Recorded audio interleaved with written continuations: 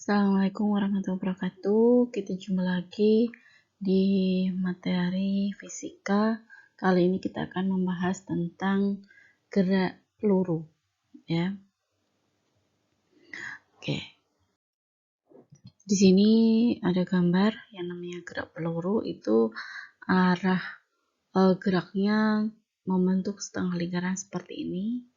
Ya, seperti kalau kita menembakkan sesuatu ya arahnya seperti peluru seperti ini. Jadi gerak proyektil atau setengah lingkaran atau gerak peluru ini biasanya dilakukan yang berbentuk seperti ini. Dia melengkung ya. Untuk pengertian dari gerak proyektil sendiri, bila sebuah benda yang bergerak dalam arah X dan Y dalam bersamaan sehingga dia sudah masuk dalam dua dimensi, maka benda itu dinamakan gerak peluru. Sebagai penyederhanaan, kita bisa mengabaikan yang namanya gesekan di udara, kemudian kita bisa mengabaikan juga tentang gerakan atau rotasi bumi. Jadi ini kita abaikan. Ya, dengan asumsi ini, maka sebuah benda yang bergerak dengan gerak peluru ini memiliki lintasan yang berbentuk seperti parabola atau setengah lingkaran melengkung. Ketika benda dilepaskan, maka hanya ada gaya gravitasi yang menarik benda tersebut, ya, mirip dengan seperti gerak ke atas dan juga gerak ke bawah. Karena adanya gravitasi itu yang menarik benda ke bawah, maka percepatan vertikal berarah ke bawah dan tidak ada yang namanya percepatan dalam arah horizontal. Jadi dalam arah horizontal tidak ada percepatannya. Percepatan tuh hanya ke bawah karena dipengaruhi oleh yang namanya gaya gravitasi. Sebagai ilustrasi, orang main skateboard itu juga bisa dikatakan melakukan yang namanya gerak peluru. Oke, di aturan gerak peluru ini untuk yang pertama kalian pilih dulu kerangka koordinatnya, ya, di mana Y itu pada arah vertikal. Nah, komponen X dan Y dari gerak itu dapat ditangani secara terpisah, jadi kita menghitungnya satu persatu. Untuk komponen X dulu, baru komponen Y. Nah, gimana untuk kecepatan, termasuk kecepatan awalnya itu dapat kita pecahkan pada komponen X dan juga komponen Y. Dan gerak dalam arah X ini dikatakan juga dengan GLB atau gerak lurus beraturan. Maka karena gerak lurus beraturan, AX-nya sama dengan 0, kan tidak ada percepatan. Ya, karena kecepatannya dianggap konstan. Nah, di sini untuk gerak dalam arah Y itu disebut juga dengan gerak jatuh bebas. Nah, di sini juga berlaku GLBB-nya juga, di mana AY-nya itu sama dengan G. Ya, nilai percepatan dari gravitasi. Nah, di sini ada contoh gambarnya. Nah, untuk arah X, di sini AX itu sama dengan 0, ya. Percepatannya sama dengan 0. Vx 0-nya, ya, kecepatan awalnya di sini, Vx 0-nya di sini itu sama dengan V0. Nah, diingat-ingat yang dekat dengan sudut itu kita pakainya cos, ya. Berarti V0 cos theta. Nah, di sini ya, untuk pokoknya yang dekat dengan sudut kita pakainya cos, itu pasti. Nah, di sini untuk Vx-nya ya dianggap konstan, jadi tetap juga. Karena tetap, maka AX-nya juga sama dengan 0, ya. Nah, X sendiri dari rumus yang pertama untuk kecepatan itu adalah perpindahan persatuan waktu. Maka untuk mencari X-nya, jarak yang ditempuh itu sama dengan Vx0 ini ya dikalikan dengan T, waktu yang ditempuh. Ya, persamaan ini adalah persamaan hanya dalam arah X, ya. Ingat-ingat dalam arah X saja. Jadi arah X ini sesuai dengan GLB. Oke. Sedangkan ini untuk arah Y. Jadi yang X yang ini ya, yang pergerakannya Vx0. Jadi Vx0-nya sama terus nilainya, ya kan? Di mana X0 itu V0 cos theta ya, dianggap nilainya sama semua. Untuk X jaraknya ini sama dengan berapa? V0X ini, Vx0 ini dikalikan waktu yang ditempuh. Nah, sedangkan yang vertikal dia dipengaruhi yang namanya gravitasi. Nanti kita masuk ke gerak jatuh bebas. Nah, untuk arah Y ya, maka VY0 karena dia jauh dari sudut, maka VY0 V0 sin theta. Nah, di sini ambil arah positif ke atas. Jadi kalau ke atas dia nilainya positif ya. Selanjutnya problem jatuh bebas ya. Maka gerak dengan percepatan konstan, persamaan gerak telah diberikan di sini. Sudah dijelaskan di awal tadi. Maka bisa kita tuliskan nilai Vx-nya itu konstan sama dengan V0 cos theta, untuk Vy-nya sama dengan V0y atau Vy0 min gt ya. V0 sin theta min gt. Nah, X di sini sama dengan Vx0t, maka kalau kita masukkan Vx0-nya maka V0 cos theta kali T. Y-nya sendiri itu sama dengan ini ya, Vy0 kali T dikurangi setengah GT kuadrat. Atau V0 sin theta kali T dikurangi setengah GT kuadrat. Waktu yang diperlukan peluru untuk mencapai tinggi puncaknya, titik tertinggi atau maksimumnya, di sini V-nya dianggap 0 nilainya, maka untuk rumus VY sama dengan VY0 min GT, karena V-nya dianggap 0, maka sama dengan VY0 min GT. Nah, dari sini ditemukan untuk mencari T-nya ya pakai rumus ini ya, VY0 per G. Ya, jadi V0 sin theta dibagi dengan G itu kita dapat yang namanya time-nya. Nah, pada tinggi maksimumnya, kalau kita mau mencari tahu nilainya, hasilnya, maka H sama dengan Vy0T dikurangi setengah GT kuadrat. Kita masukkan tadi Vy0 kan V0 sin theta. T-nya sendiri kita masukkan V0 sin theta per G min setengah G T kuadrat, maka V0 sin theta per G kuadrat. Dari sini setelah kita hitung, kita dapatkan hasil akhirnya adalah H sama dengan V0 kuadrat sin theta kuadrat per 2G. Oke.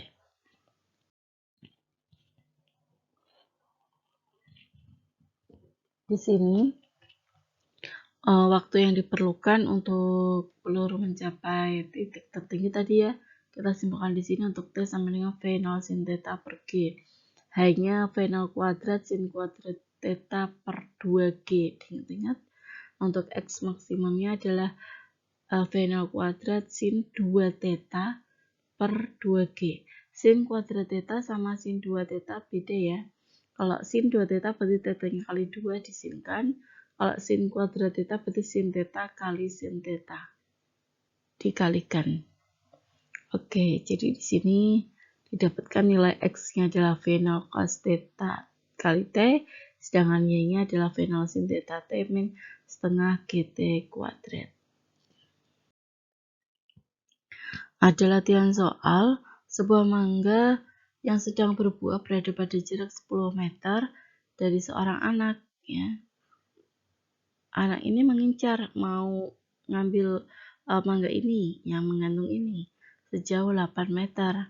Jika anak itu mengarahkan batu pada sudut 45 derajat, maka berapa kecepatan lemparan supaya batu mengenai sasaran?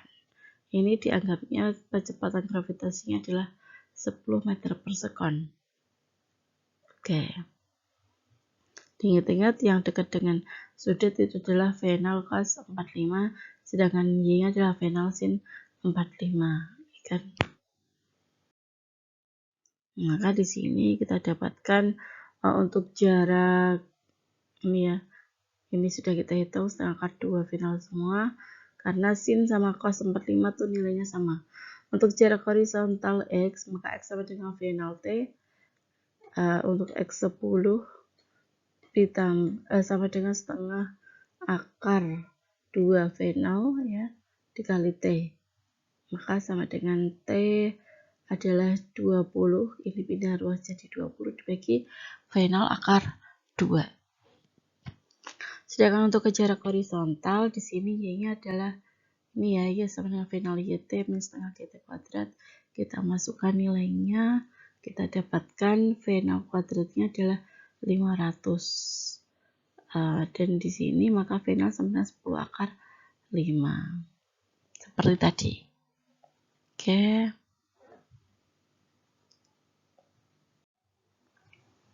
Oke, kita next. Contoh soal, ini ada sebuah pesawat penyelamat yang menjatuhkan barang bantuan dari pendaki gunung. Ya, untuk para pendaki gunung, ini ketinggiannya adalah 100 meter, kemudian kelajuannya adalah 40 meter per sekon. Di pertanyaannya adalah, di manakah barang tersebut menumbuk tanah relatif terhadap titik di mana barang itu dilepaskan. Maka di sini yang kita ketahui kan V sama H ya, dicari jaraknya. Untuk kerangka koordinat kita pakai Y sama X, Y ke atas dan X arahnya ke kanan. Maka V0X sama dengan V itu sama dengan plus 40 meter per sekon karena Vx ya. Untuk V0Y ini dianggap 0 karena tidak kecepatan pada waktu dia secara vertikal. Maka di sini untuk V0 Y dituliskan setengah GT min setengah GT kuadrat, sehingga T sama dengan akar min 2Y per G.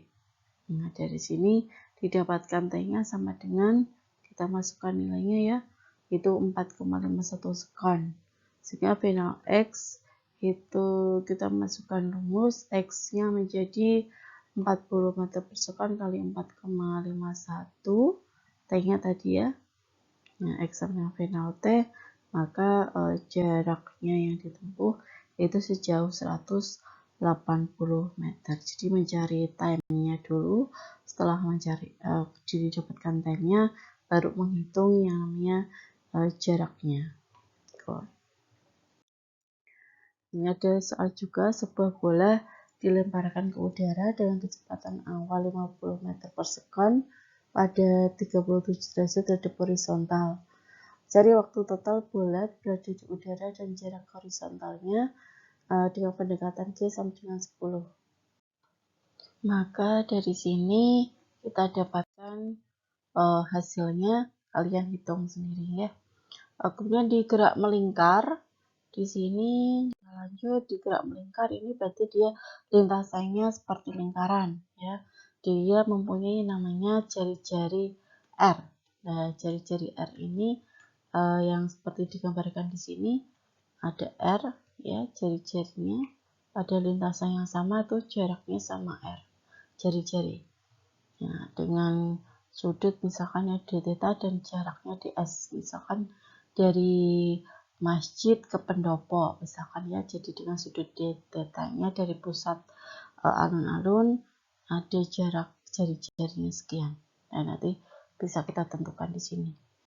Oke, gerak melingkar beraturan ini merupakan gerak benda yang lintasannya berupa lingkaran. Dia mempunyai kelajuan yang tetap dan arah kecepatannya bisa berubah-ubah secara teratur. Nah, di dalam gerak melingkar ini ada yang kita kenal dengan yang namanya periode. Periode kita singkat atau lambangkan dengan T, time, hampir sama dengan time, tapi ini istilahnya periode ya. Jadi waktu yang diperlukan oleh benda untuk menempuh satu lingkaran penuh itu namanya periode. Jadi dirumuskan di sini untuk T sama dengan per F dan satuannya adalah sekon. Ini satuan ya, sekon. Rumusnya adalah T sama dengan per F. F itu apa? Nah, di sini F itu adalah frekuensinya, di mana bisa kita balik di sini F sama dengan per T dengan satuan Hertz ya. Hertz. Oke, kita lanjut. Next. Untuk besaran utama di dalam gerak melingkar itu ada 3 komponen. Yang pertama itu adalah perpindahan sudut, kemudian kecepatan sudut, dan yang ketiga adalah percepatan sudut. Nah, bedanya apa? Di sini kenapa dinamakan sudut semua? Ya, di gerak lurus kita tidak ada sudut-sudutnya, tapi untuk gerak melingkar khusus kita pakai belakangnya kita kasih sudut karena ini pengaruhnya dengan yang namanya tadi R atau jari-jari ya. Nah, di dalam gerak melingkar ini besarannya, ini perbedaannya ya. Untuk besaran linear kita kan pakai kecepatan linear yang dinyatakan dengan V ya. Tapi di dalam gerak melingkar itu namanya besaran angular, itu dinyatakan dengan ini bacanya omega. Jadi kecepatan sudut itu dilambangkan dengan omega dengan satuan derajat per sekon atau radian per sekon. Jadi satuannya sudah berubah khusus di gerak melingkar ini. Oke.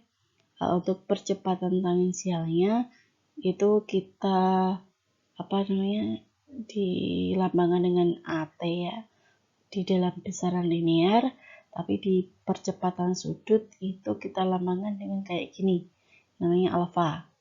Nah, satuannya juga berubah, derajat per sekon kuadrat atau radian per sekon kuadrat.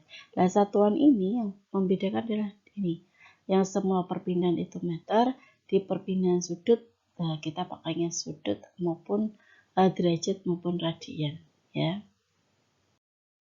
Kemudian untuk yang pertama perpindahan sudut, lah di sini bedanya adanya R ya. Kalau S itu adalah perpindahan linear, maka untuk perpindahan sudut kita lambangkan dengan theta, bacanya theta kan, sama dengan S. S itu adalah jarak lah. S-nya meskipun jarak, tapi kalau dalam melingkar, misalkan tadi ya dari masjid ke pendopo, seperti itu. Nah, jarak yang ditempuh kita lambangkan dengan S. Sedangkan R-nya jari-jari, theta-nya adalah ini perpindahan sudutnya. Nah, nanti satuannya adalah derajat. Dimana satu putaran kan 360 derajat. Maka dan 360 derajat itu sama dengan 2 pi radian. Jadi bisa satuannya derajat, bisa satuannya radian. 1 radian berarti sama dengan berapa? 180 bagi pi. Pi kan sama dengan 22/7 atau 3,14 ya. Maka nilai 1 radian itu sama dengan 57,3 derajat ya. Oke, kita lanjut. Untuk kecepatan linear itu juga sama, kita pakainya V, tapi di sini untuk kecepatan sudut kita pakainya ini omega ya, dimana omega sama dengan 2 pi per T. Nah, 2 pi di sini, pi-nya adalah menunjukkan adanya perpindahan sudut ya, perpindahan sudut dibagi selang waktu. Nah, seharusnya ini untuk perpindahan sudut tadi kan kalau kita lihat di sebelumnya untuk perpindahan sudut kan kita lambangkan dengan theta ya, theta per T. Jadi kita tuliskan di sini aja. Omega sama dengan theta 2 min theta 1 atau perpindahan akhir dikurang perpindahan awal dibagi dengan T-nya T2 min T1. T akhir dikurangi T awal. Nah, di sini perbandingan hubungan ya antara V dan W, bukan W maaf, omega, di mana V sama dengan 2 pi R per T, maka omega adalah 2 pi per T. Nah, sehingga hubungan antara V dan omega bisa ketemu di sini, di mana V sama dengan omega R. Tadi kan juga sama, S sama dengan theta R. Nah, yang di depan tadi ya. Dari hubungan ini kita ketahui dari omega 2 pi per T itu omega, 2 pi R per T itu velocity-nya, kecepatan, sehingga kita dapatkan kan 2pi sama T kita anggap omega ya ini, sehingga kita kalikan R. Nah, sehingga V sama dengan omega R. Yang di depan tadi S sama dengan theta R. Nah, untuk percepatan sentripetal, ini rumusnya digunakan sama dengan sebelumnya, bahwa di sini untuk hubungannya masih dengan jari-jari. Jadi percepatan sentripetal dengan satuan meter per sekon kuadrat di sini ya. Jadi kelajuan linear dibagi kuadrat dibagi dengan R ya, jari-jarinya. Untuk gaya sentripetal sendiri didapatkan F sama dengan mv kuadrat per R. Kok bisa jadi seperti ini kan? Masih ingat ya, F sama dengan M kali A. Nah, percepatannya kan tadi sama dengan V kuadrat per R. Jadi kita tuliskan aja F sama dengan M V kuadrat per R di sini. F-nya adalah gaya sentripetal, M adalah massa benda, V adalah kelajuan linearnya, R adalah jari-jari lingkaran.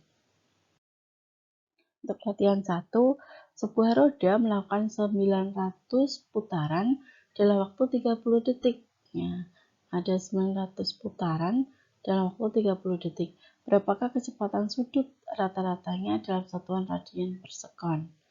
Nah, jadi kan sudah diketahui satu putaran sama dengan 360 derajat atau 2pi radian ya kan. Kalau 900 putaran kita ubah ke radian dulu. Sehingga karena tadi 2pi radian kita kalikan aja 900 kali 2pi sama dengan 5652 radian. Setelah waktunya adalah tadi 30 sekon ya, maka dengan diketahui delta theta dan delta t, kita dapatkan omeganya, kecepatan sudut rata-ratanya sama dengan 5652 radian dibagi 30 sekon, maka hasilnya adalah 188,4 radian per sekon. Ingat untuk satuannya. Oke, sampai di sini. Mohon maaf apabila ada kesalahan dan kekurangan. Terima kasih. Assalamualaikum warahmatullahi wabarakatuh.